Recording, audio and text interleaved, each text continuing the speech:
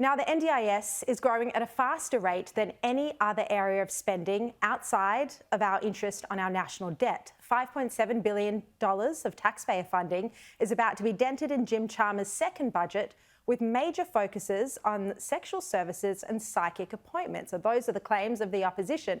Joining me now is NDIS Minister Bill Shorten. Mr. Shorten, thank you very much for your time this evening, and you're coming to us from Canberra during a parliamentary sitting week. No worries, Sharri. Pleasure to be on. Now, you made pre-election remarks about the NDIS scheme being sustainable. Since then, there have been reports, first in October last year, of an $8 billion blowout. Then just this week, we hear about a $5.7 billion blowout. Do you admit now that the scheme is not sustainable? No, I think the scheme's got a bright future, but there are things that you can only work out when you get the privilege to be the minister, which you can't see from opposition. And there are aspects of the scheme which are really not acceptable and substandard. When the scheme works well for participants, it's life-changing. And now nearly every Australian knows someone on the scheme, and the good news stories are actually great. And of course, the nature of news is you don't always cover the good news, do you? But when it's bad for the participant, it's really bad.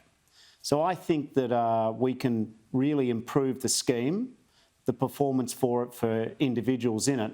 And in that process, I think we can also make sure that we're not wasting money on the things that don't work, and we're making sure that every dollar that we spend gets to the participant for whom the scheme was originally designed. Okay, well, let's look at that. NDIS is now expected to cost more than the defence budget, which is just extraordinary. So where can you cut back? Which areas can you make savings on in NDIS?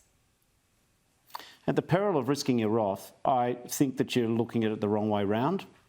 I think that we can improve the financial performance of the scheme, absolutely.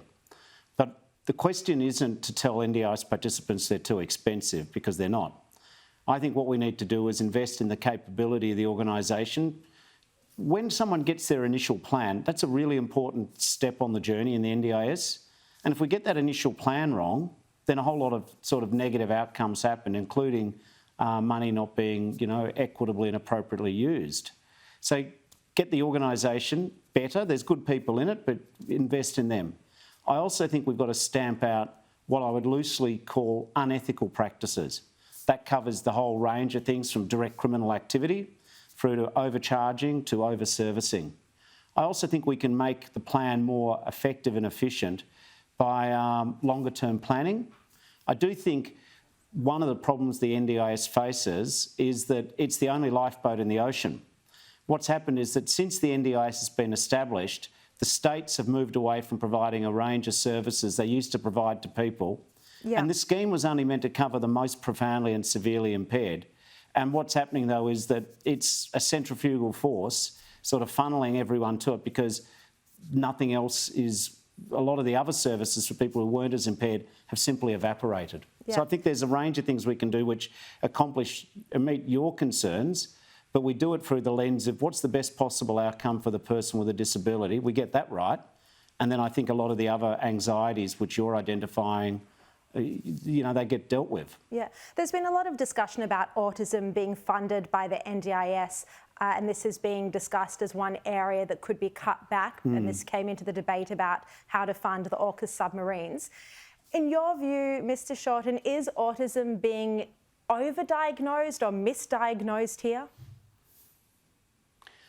Well, one question is the diagnosis, and the other question is, once you have a diagnosis, what do you do with it? I think we're getting better at identifying. Do you think it is being overdiagnosed? Well, I think what's happening is that for little kids who might have a learning delay, some things are getting badged as autism in order to get them on the path of the NDIS, because we don't have other supports in the broader community. I also think that the scheme is not for every person with a diagnosis of autism.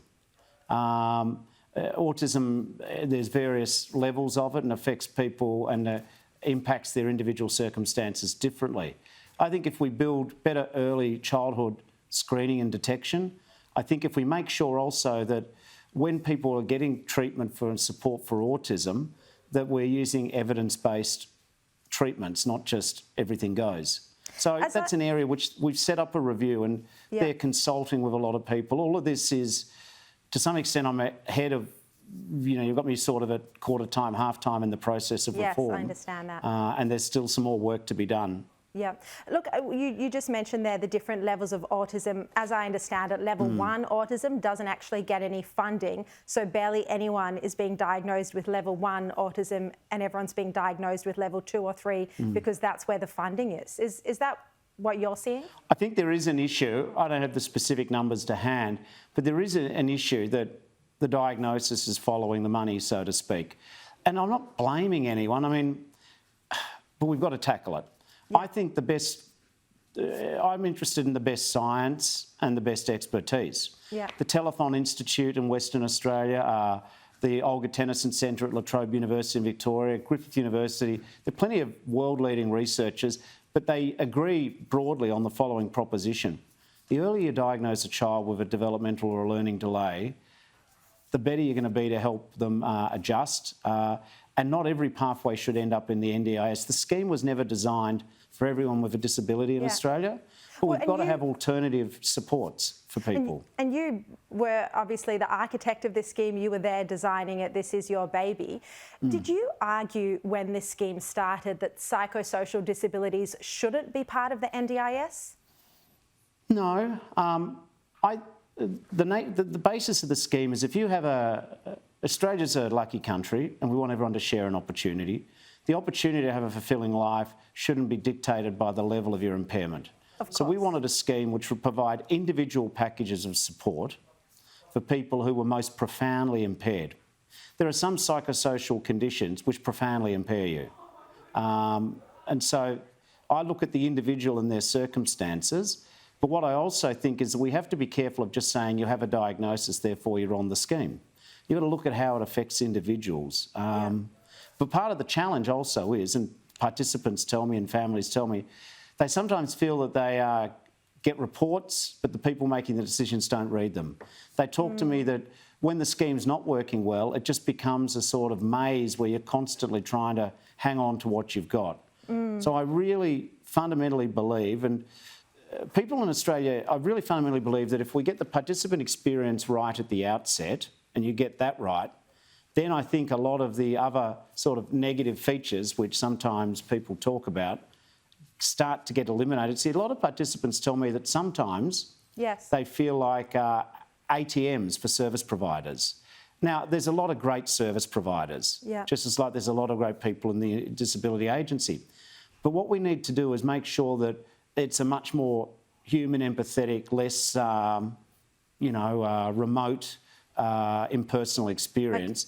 And that comes from helping invest in the people who are working in the scheme and giving them the skills and specialisation. A lot of people with disability complain to me that they constantly feel they have to reprove their disability annually. We've got to get rid of that rubbish. Yeah, absolutely. Mr. Shorten, I do want to ask you about another couple of topics, but just very quickly. Sure. Last night on Chris Kenny's program, your opposition, the NDIS opposition, Michael Sukkar, said that the NDIS is being used even to fund prostitutes and psychics. Is this right? And what's the justification for taxpayer money being spent on psychics? First of all, I'm aware of one case out of about 2 million transactions where there was an argument about the services of the nature that you spoke about. 1 in about 2 million. I don't think that's an appropriate use of taxpayer resources. Of course, it did happen. What my friend Michael Sukkar neglected to mention is that happened when they were in government. Yeah, all right, fair enough. Now, I want to ask you... I don't know if I haven't seen the transcript. I don't know if Chris Kenny nailed him on that point. Well, you know what? I haven't seen the transcript either, but I watch Chris Kenny every night. Do you? Well, that's very loyal of you. Now, you have been prosecuting the case against Stuart Robert over his relationship with a company called Synergy 360, owned by Robert's close friend David Milo, and a political fundraiser as well. What's the issue here? And isn't this just routine in Canberra that you people's friends own lobbying outfits? I mean, we can name 10 examples of this. Well, if you can name 10 examples of the sort of things we're seeing, I think we should. I don't think it's business as usual. Having said that, use the word prosecuting. I don't know what Stuart Robert has or hasn't done. I there was media reports from another media organisation late last year which talked about perhaps special access, or made the inference of special access for this consulting company to government contracts in the area I'm now Minister for. I've commissioned Dr Ian Watt to do a review of the administrative arrangements. We haven't been able to look through the other side of the transactions, Mr Robert, and all the financial dealings of Synergy 360. And Mr Robert denies anything, any wrongdoing at all, and we should state that clearly. And nothing has been proven against him. But this Synergy, there were contracts involving Synergy 360, which Dr Watt has red flagged. He said that they need further investigation because there was insufficient value for money case made, and there were possible conflicts of interest which haven't been declared. Yep. Since the Watt report was put up online last Friday, more information's come to light that on another occasion, Synergy 360 were working for a company called Misuse, big American multinational IT contractor. Misuse liked its particular safety product, its security product called LineSight software. And from leaked emails from the other side of the equation, not from the government, it appears that Synergy 360 and Misuse found Mr Robert very helpful in getting access to key decision makers. One question which I do have, and I haven't heard Mr Robert answer this, is one committee that Misuse got a particular chance to present to is the Parliamentary Oversight Committee for the Australian Criminal Law Enforcement Integrity Commission. It's pretty prestigious to be able to go and talk to them about your software. And the leaked emails reveal that they were all very grateful for Mr Robert for facilitating it. Mr Robert, at the very least, is good friends with Synergy 360. I'm not saying there's any financial relationship, but clearly he has a special relationship with them because he doesn't do this for everyone else. Did Mr Robert declare a conflict, a conflict of interest, a prior relationship to the consultant lobbyists? Okay. Mr Shorten, we've got to go, but I just need to ask you, why are you defending your mate, your friend Daniel Andrews, over his trip to China with no journalists? Fair enough, he visits China. Of course, we should have Chinese students coming to Australia, but with no journalists and without raising the case of Australian journalist and mother Cheng Lei, who's imprisoned there. Well, Mr Andrews, he's the Premier of Victoria. He's not my boss and I'm not his boss. He wants to promote economic opportunities for Victoria. I think that's legitimate. China is a country who we should cooperate with where we can, disagree with where we must, but we've always got to prioritise our national interests. He should take journalists, though, with him, shouldn't he? I mean, we need transparency. That's ultimately a call for him. I like journalists to get involved with the things I'm doing, but anyway, that's a call for Mr Andrews. All right. Mr Shorten, thank you very much for your time. Cheers. Bye-bye. After the break, we'll look at Daniel Andrews.